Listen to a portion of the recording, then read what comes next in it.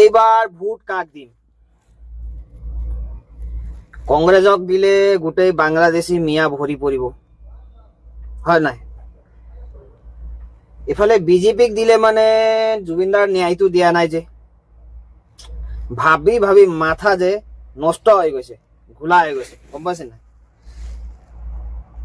এতিয়া বিজেপিয়ে কোনোবা ভাল কামো কৰিছে, বহুতখিনি ভাল কাম কৰি আছে। কেতিয়াবা ভাবো বিজেপিকে দিম নেকি। আকৌ এফালে চালে মানে আমাৰ জুবিনদাৰ ন্যায়টো দিয়া নাই, সেইটো ভাবিবলগীয়া কথা। এতিয়া চাওক, ডিচিশন ল'ব পৰা নাই, আপোনালোকৰ পৰা ডিচিশন ল'ব বিচাৰিছো। মোৰ মতে বিজেপিয়ে ভাল কাম কৰিছে, তো বিজেপিক দিয়া উচিত নেকি, সেইটো কুৱেশ্যন মাৰ্ক।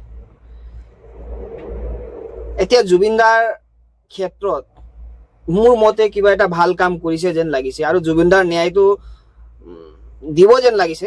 চাৰ্জশ্বিট ফাইলটো হৈছে, কোৰ্টে ন্যায়টো দিব।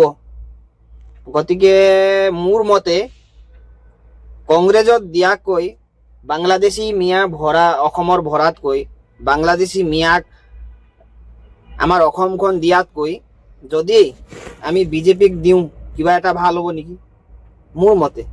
আৰু আপোনালোকে জনাব ভোটটো কাক দিয়া উচিত, বিজেপিক দিয়া নে কংগ্ৰেছক দিয়া নে, নে কংগ্ৰেছ বিজেপি এৰি কোনোবা বেলেগ এটা দলক দিয়া উচিত নে, ভাবিব পৰা নাই ৰাইজ।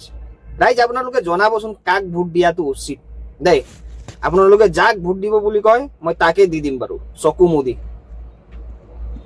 আৰু একদম মাথাটো নষ্ট হৈ গৈছে এই ইলেকশ্যন, এই ভোট দিয়া, কাক দিম কাক নিদিম, কাক দিলে ভাল হ'ব।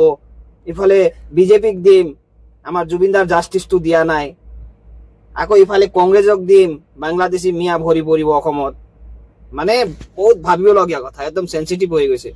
সেইটো কাৰণে মই আপোনালোকৰ পৰা পৰামৰ্শটো ল'ব বিচাৰিছো, আইডিয়াটো, হয় নাই? কাক দিলে উচিত জনাবচোন বাৰু কমেণ্টত চবে। আৰু আপোনালোকে কাক ভোট দিয়ে সেইটোও জনাব। বিজেপিক দিয়া ভাল নে, কংগ্ৰেছক দিয়া ভাল নে, না বিজেপি কংগ্ৰেছ এৰি বেলেগ দলক দিয়া ভাল, জনাব দেই।